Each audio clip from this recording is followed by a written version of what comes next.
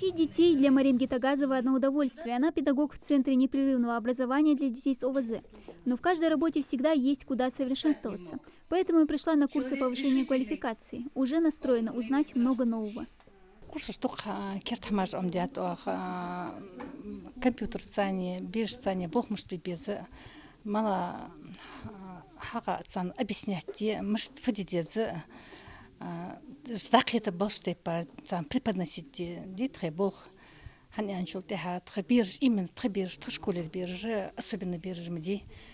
Курсы, проводимые Институтом повышения квалификации региона, ориентированы на педагогов дополнительного образования. Действуют они в рамках федерального проекта «Успех каждого ребенка». На них более опытные коллеги делятся своим профессиональным опытом с теми, кто только недавно влился в работу.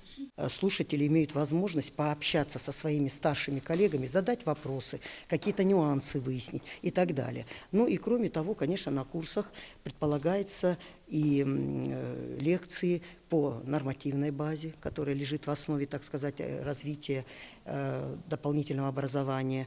Еще одна задача, актуальна в период пандемии, научить преподавателей работать в онлайн-формате. Более того, и сами курсы с этого дня будут проходить в том же режиме. Не обязательно будет учителям приходить, отрываться от работы или ехать издалека, чтобы услышать лекции, потому что все это будет у нас загружено на нашу площадку дистанционную. И вот планируется, что эти курсы будут проводиться, значит, частично, так сказать, вживую, и большая часть все-таки будет дистанционно. Найти необходимую для себя информацию педагоги смогут на сайте института, где и будет открыта дистанционная площадка. Всего курсы пройдут более 400 преподавателей 105 образовательных организаций республики. Дана Плиева, Магомед Дидигов, Новости 24.